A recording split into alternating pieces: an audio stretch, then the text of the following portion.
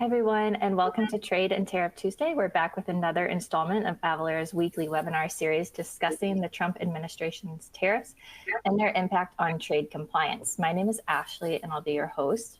Before we dive in, I just have a couple housekeeping items.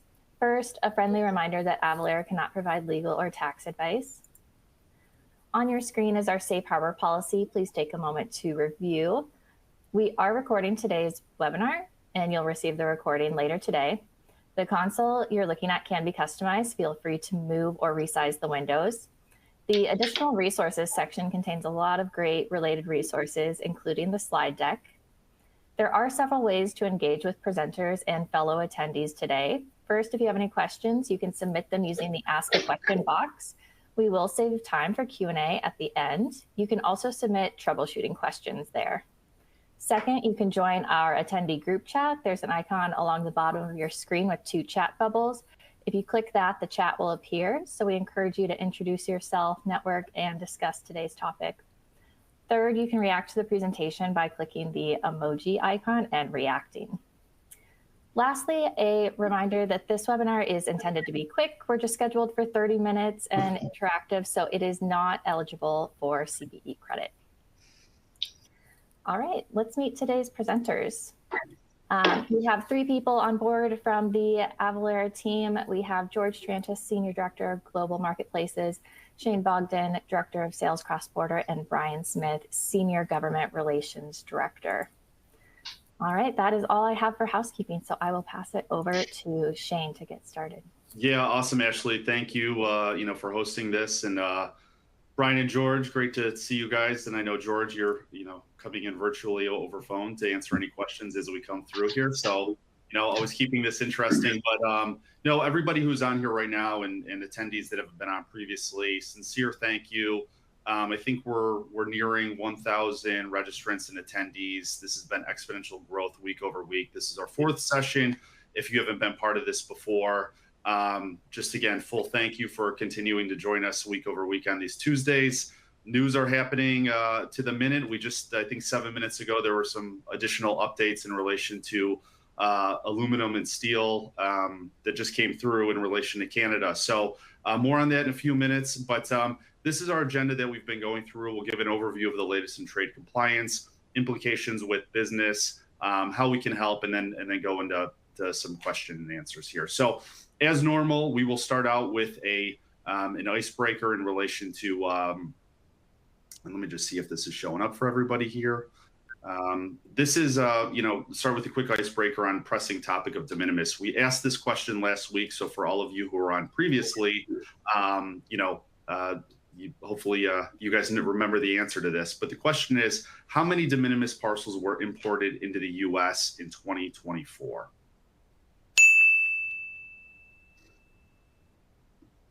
Give everybody a minute here. And next week, we'll switch up this question. We're trying to keep it on a 2-week rotational cycle for new attendees that are coming in. So let's just go through here. All right, we have 20%, 139 million, 20% at 556 million, 1 billion, pretty split across the top 3, and then 1.36 billion. Well, for the 40% at 1.36 billion, you are the correct winners here. This was the latest stat from CBP as of September 2024, which is when they provide these stats out. The 1 billion was 2023, the amount of de minimis parcels that came through the U.S. And the top one there, 1.39 million, was from 2015. So this question puts things into perspective that the amount of de minimis parcels entering the U.S. over the past 9 years has grown 10x, which is a key reason why we're holding these webinars and why tariffs and trade is changing right now. So let's get into it. So the latest news in tariffs and trade. So why the whiplash? Our goal at Avalara here is really to keep you informed on the latest trade changes so your business can stay proactive. A refresher over the past 4 weeks, why all of this has been happening at a constant pace. The U.S. has been considering significant trade policy changes aimed at fentanyl and illegal migration. Those are really the 2 main things why the tariffs have been coming into place and talk of de minimis changes. Obviously, though, these shifts are disrupting the supply chain and also trade relations. So since February 1st, when all of this started, there have been new tariffs, removal of de minimis, retaliatory actions, notices of sweeping changes, not even yet announced. So we're all on standby here. So we'll give you a breakdown of a timeline that we've been basically adding to since day one when we started this 4 weeks ago. And really this kicked off on February 1st, which was the whole announcement of the 25% tariffs on Canada and Mexico and a 10% tariff on China. As we progressed through here on February 3rd, Canada started then proposing retaliatory tariffs. And then by the end of that day, a deal was being able to settle that would push those tariffs on Canada and Mexico to March 4th. So a 30-day reprieve. Come down the line here in terms of February 7th, the White House temporarily reinstates the de minimis exceptions for China. So everything we were just talking about, basically the state or the country was basically, the president was stating that we don't have adequate systems in place yet in order to measure all of these parcels coming in under de minimis. So this is a hot topic actually still right now. There's actually been, as of last week, there was a new bill that was introduced by Linda Sanchez of California, basically stating that, the tariffs currently right now don't sufficiently address the true problem of all the volume of parcels being imported under de minimis. So they have actually continued to put new bipartisan bills in front of the House to continue to fight the whole de minimis volume that's coming through. So again, that was as of last week, but let's continue to go on here. So February 10th, additional 25% tariffs taking place starting tomorrow on steel and aluminum. The White House published a list of what would be added there on February 14th. Additional on the 18th, additional tariffs in automobile of 25%. This was part of this whole reciprocal framework that the U.S. has formally really announced yet, but they are continuing to state the date of the April 1st of what's yet to come. 25th, 26th, and 27th, what you're actually going to see here is kind of a lot of disconnect and blurriness in terms of confusion around when these actual dates would come into play. So there was a lot of president was stating on some social media platforms April 1st, and then it was clarified on March 4th. So if you were on our session last week on March 4th, we were actually all in Toronto for our cross-border summit. And Canada was kind of all up in arms and concerned about the tariffs happening that day. So we were in it in real time. So the 30-day reprieve that had happened previously on February 4th then started on March 4th after that 30 days. And then 2 days later, well, what comes out? That there's actually additional reprieve for 30 days until April 2nd. Now, this wasn't just a standard reprieve. This was basically stating that the 25% tariffs were paused for anything under USMCA agreement until April 2nd. I'm going to double click on the USMCA agreement on the next slide. But just on this last piece here, March 7th, and then also starting today, stated today, 10 minutes ago now, basically was saying that Ontario was going to be charging a 25% more on electricity to 3 states, impacting about 1.5 million Americans. So just going into where this timeline continues to unfold on the main countries in question here, we have China right now. Basically, the 10% tariffs that took place on February 1st were doubled to 20%. In Canada, March 6th, they received the 30-day reprieve, but for goods covered under USMCA. The de minimis treatment will still remain available for now until adequate systems are in place. What I just mentioned in relation to Ontario there is that Ontario's retaliatory with 25% change on electricity to Minnesota, New York, and Michigan. That's impactful to about 1.5 million Americans. The other thing to note here on Canada is they still have the retaliatory tariffs on U.S. goods in play. This represents about $30 billion. Last week, I called out that this is about a little over 1,000 products impacted, but these are some of the biggest products out. So everything from orange juice, wine, footwear, apparel, cosmetics, coffee, etc. these tariffs into Canada are still in place as we speak here. In relation to Mexico, the 25% tariffs receive the reprieve if it is considered USMCA and also duty-free de minimis. Now, I mentioned that I speak to the USMCA piece.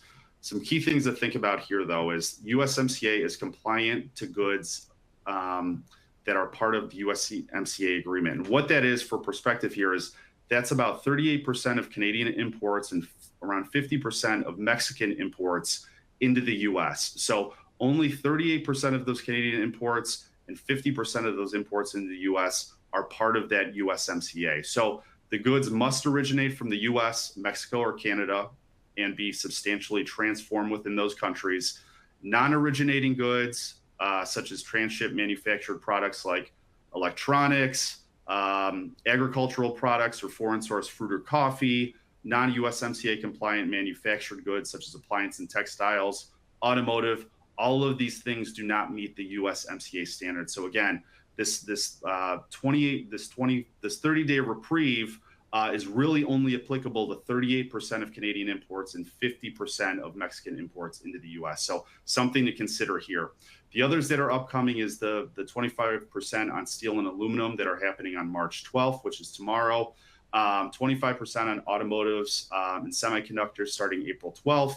We're also awaiting what are these additional reciprocal tariffs that are going to take place that were announced last month. And as I mentioned, Canada, US has now increased the 25% on steel and aluminum for Canada from 25% to 50%. Again, that was about now 12 minutes ago that just occurred. So this is still all continuing to happen in real time. So another question that we've asked the past 3 weeks that we're continuing to see a trend on is how are you taking action in terms of what hopefully this is showing for everybody else. What actions are you taking currently right now to kind of mitigate this risk? So I'm going to open this up to the team now to option A is diversifying suppliers and manufacturers, switching to local suppliers and manufacturers, investing in the new trade technologies, rethinking distribution strategies, and other. And we'll go through in a second what we've seen over the past 3-week trend, which is pretty interesting, and it's going to lead to Brian's topic here. But let everybody answer this week just to see how the 4th week of answering this question goes.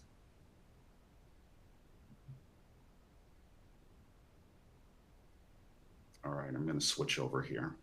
Okay, so we have 24% are looking at diversifying suppliers, switching to local suppliers and manufacturers. 20% here is rethinking distribution strategies and other. Okay, so what I would say here is this is very much in line with what we've been seeing the past 3 weeks. If you were on last week, we had 2 weeks of data. Now we have 3 full weeks of data. I don't know yet, continues to see the biggest increases. And now rethinking distribution is one that's now started to receive an uptick over the past few weeks. So it's clear that the uncertainty is growing, but it seems like distribution changes are now starting to be explored. So this is a good topic now that I'm going to move over to Brian with, because I want everybody to keep thinking about that rethinking distribution as a top adjustment in their mind from a poll. This has been one of the primary goals of the president and the country of what these tariffs will do to adjust manufacturing, bringing manufacturing and distribution back to the U.S. So Brian's going to bring up some topics to consider if you are in this pool of rethinking distribution and adjustments to the U.S. So Brian? Yeah, so it's important as, there's an edict out pretty much to ask companies to relocate their manufacturing back into the U.S. So what's the environment they're coming into becomes important.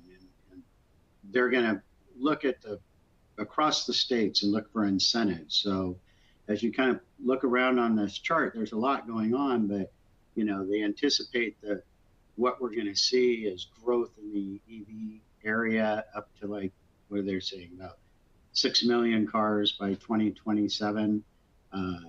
Manufacturing is going to grow from, say, 300 billion last year up to 1.2 trillion in 33.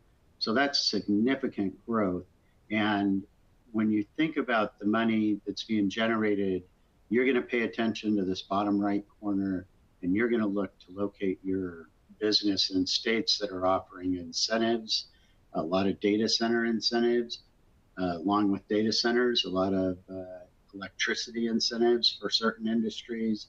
So, that shift is going to cause more states to create more kind of incentives to draw businesses in and make it a friendly environment for them to locate.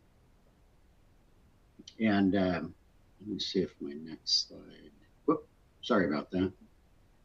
And that's kind of what you just have to keep in mind as we go forward. We'll have one slide later about kind of the complexities of just the general business environment when it comes to indirect taxes that people are having to face who are growing their businesses here. Yeah, absolutely. Well, this is great, Brian, and I think we'll touch upon this in additional sessions as organizations are thinking about rethinking their distribution strategy. What does that have on their domestic business right now? What things should they be considering from a taxable standpoint and getting their business going in the U.S.? So, thanks. Yep. Now, in relation to other implications that have hit the news wire over the past week, one has really come out in relation to wine and spirits. And one of the top concerns here was about aluminum with the additional 25% tariff that's going to take place starting tomorrow. And obviously now the 50% one on Canadian imports for aluminum. This is really kind of hitting home with the kind of the beer industry here, concerns about aluminum with cans. A stat here is that 40% of total aluminum U.S. imports came from Canada in 2023. So 40% of total aluminum U.S. imports came from Canada in 2023. A good chunk of that is being cans. Now, the other piece here you may have seen hit the wire is in relation to Brown-Forman. They're the maker of Jack Daniels. They had, I believe they had their earnings call last week, and the CEO was on the call being asked about questions in relation to whiskey being imported into Canada. And now currently it has a 25% tariff on it, but now things are changing a little bit differently here. So although there's the Canadian tariffs on those, the Canadians are now pulling U.S. liquor off the shelves, which is basically kind of leading to a flood of social pictures online, but it's sparking this huge buy Canadian movement right now that's happening. And the whole piece here that this Lawson is speaking to is, yes, the tariff hurts us, but what's worse than a tariff is that our product is being completely ripped off the shelves of Canada. So I know this is hitting other retail too with this Buy Canadian movement. So this is something that everybody's going to want to keep a watch on here, that although there's tariffs on these goods, they can still be sold. But what's worse than that is that those products actually removing their shelf space and being able to be purchased. So the inability to adapt with cross-border trade obviously, creates some serious changes that the newswire is seeing of either shipments being held up in customs, penalties, fines, and non-compliance, overcharging customs and duties. I mean, as we saw last week and also at the beginning of February, 25% duties were enacted, and then 48 hours later, those were then pulled off. So how are you managing those quick, agile changes? And then obviously this most impacts the consumer experience on what they're being charged. So even before all of the tariffs and all of the trade talks started, we did a poll and about 55% of respondents said that cross-border trade is already one of the most challenging things that they did. We're redoing that poll as we speak with Reuters right now. And I'm sure that 55% is going to be much higher the next time around. So, we always go through this, but, here's how we've been able to be prepared and some real life examples here. On February 4th, when the new tariffs for China, Canada, and Mexico were in play, and then obviously on February 7th, when they were the new executive order for them to be rolled back, we were easily able to make those switch on a dime. And then obviously last week as well, March 4th, when those 25% were reenacted, now to March 7th, we were able to tail those back and make sure that those tariffs are only qualifying on those goods that do not qualify for USMCA. So that's really with the help of our cross-border team of experts and services, monitoring these trade policies, providing a variety in real time of the tariff calculations and classifications on these goods, and then also helping you stay informed here. So quick overview right here. I mean, our goal is to help the ability to calculate to the latest duties and taxes. We also have a portfolio of classification services from self-serve, HS classification services, automated services, as well as a team of 250 individuals that are actively looking and doing content research and classifying goods, and also our trade data content, including duty rates, PGAs, CV80 restrictions, etc. So these are a variety of ways we can help you out here. And I'll throw this up just as we always do. If there's anybody that would like a follow-up from Avalara as a direct response, please let us know, and we'll have a team member reach out to you. But in the meantime, George, I haven't been following the Q&A chain. What are some hot topics here? The aluminum tariff is definitely a hot topic. So can you talk a little about the recent increase from 25 to 50%? Yeah, so I don't know as many details. Again, that just hit the wire right as we were getting on this call. Another individual who's also on this call just brought this up. I'm sure somebody could drop a link potentially into the Q&A chain here, but I think Trump issued a statement right before the call that for Canada, that 25% was going to be increased to 50%. And I believe they're also calling for Canada to reduce one of their agricultural tariffs on the U.S., I think, want to say in the lines of that's currently in the 250% and reducing that. So that's all I know that just hit the wire right as we were jumping on this call. Not even enough time to put it in a slide.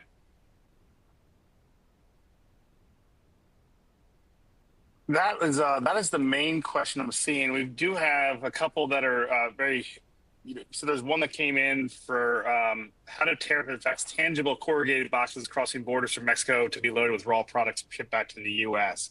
So anytime you're importing and re-importing goods, this is where you definitely need to talk to your broker, because there could be some duty drawback options. There could be some things that are a little beyond a question we can answer simply on this call. So I would definitely talk to your brokers.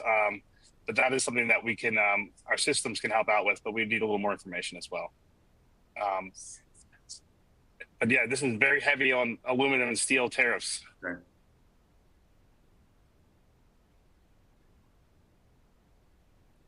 Okay. Well, I also know that we get these questions, following the webinar. If there's anything that we can provide answers to, we will reach out. Yeah, again, a lot of this is happening in real time in relation to the now 50% increase on that front. So, okay, George, if there's anything else not on that front, let me know. If not, we can say thank you again and make sure to join us next Tuesday. But George, any final questions here? No, Susan just posted in the chat, the Canadian government is working on a program for remission of the Canadian tariff. Do you have any information on that? And I don't have any information on that.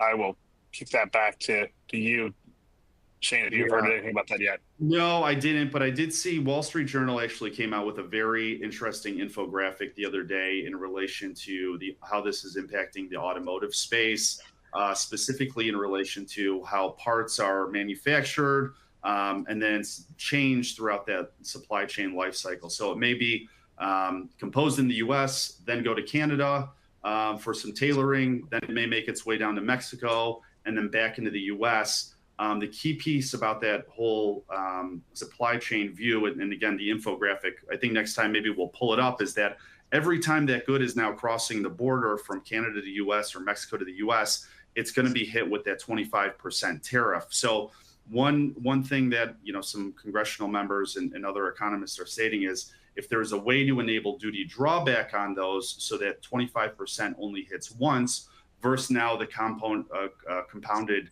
component of it now every time it's crossing the border. So I would definitely, we'll bring that infographic up next time on next Tuesday's session. But in the meantime, highly recommend you researching, I believe it was with the past 48 hours that the Wall Street Journal put this infographic up on basically the supply chain across US, Canada, and Mexico for automotive parts. Yeah, we've got a couple other questions that have come in recently. So one from Randy: are there any updates on fabric or garments coming in from the U.S. from Italy? And then what happens? I'll sort of ask both these. What happens if an item was USMCA eligible? It shipped on the 4th, 5th, or 6th when a tariff was in place, and then effectively was retroactively removed. Is there any plans for those 3-day windows? Yeah, I don't believe so.